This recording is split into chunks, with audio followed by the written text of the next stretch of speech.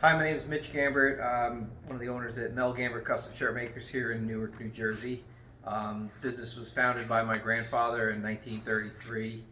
We make custom woven dress shirts, much like what I'm wearing, made to measure for clients. We have a retail base of stores, mostly mom and pop, that resell our shirts around the country. We have about 300 or so accounts that we work with. We do all cutting, sewing, and manufacturing here in New Jersey. COVID has been especially bad for us, particularly because it's retail that we sell to, and here in New Jersey we got hit pretty hard with it, as did the rest of the country. Back in early March, we moved our factory to a brand new 16,000 square foot facility, as you can see behind me. On March 19th, we were ready to reopen, but the city shut us down, as the rest of the state was shut down at that time. We quickly transitioned, went into making masks that following Monday, March 23rd, and we were able to make about 150,000 masks between March and the end of June, but there was no shirt business coming in during that time. In July, we were able to reopen as per the state of New Jersey's allowing businesses to get back to doing what they do, non-essential type work. And so now we've been making shirts again since about July 1st, and we've still been doing a little bit of mask business. We've been struggling though. Business has not really picked up. While it's a luxury market, there's still a place for it, but not at the volume. We're still down, I'd say 60%. While we are back to full staff, during that mask making time, we had about 20 employees working for us, which is down. We normally have anywhere between 80 and 100 people here. But we are back to full staff, and since July 1. And it's been a struggle. People are not shopping. People aren't leaving their homes, as we all know, in every sector. The employees are feeling the crunch. Everyone's been nervous about coming to work, and we've done everything we can in terms of employee safety, putting up plastic, getting the electrostatic cleaners, and putting up sanitizers. It's been a lot of challenges for us as a business.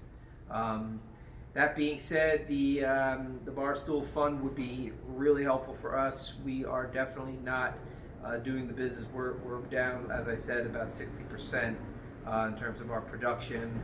Our employees work 40 hours a week. They're all paid hourly. We would use that money primarily to help with payroll gaps, to help with bringing in new products, to keep our retail partners relevant. It obviously would help with overhead and utilities and rent, and just overall cash flow for the business. And that being said, in terms of the community, we've been in Newark since 1933. We have employees that have worked for us for some of them for over 20 years. We've been to weddings, we've been to christenings for grandchildren, we've even been to funerals for people. I'm the youngest of 6 kids. All my siblings have worked through the facility in some place. My 2 sisters are currently working here helping.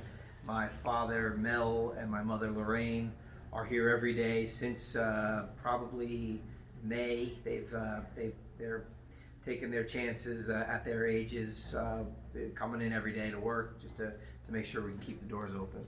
So I'll give you a quick tour of the shop. Obviously, there's no employees here right now, and the reason for that is it's a lot of noise with the sewing machines and cutting tables working. But in a nutshell, we do a lot of hand. Nope, it's got to stay on one angle. We do a lot of hand cutting. So our line, we inventory over 1,000 fabrics that customers choose from.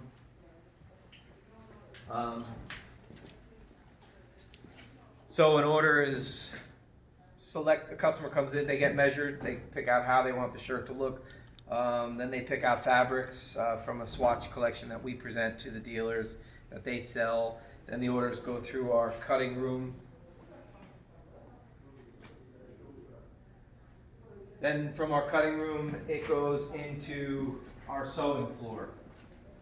So we have about 15 people in our cutting room, between running machines, spreading fabric, and actually hand cutting some of the orders on the tables. From cutting,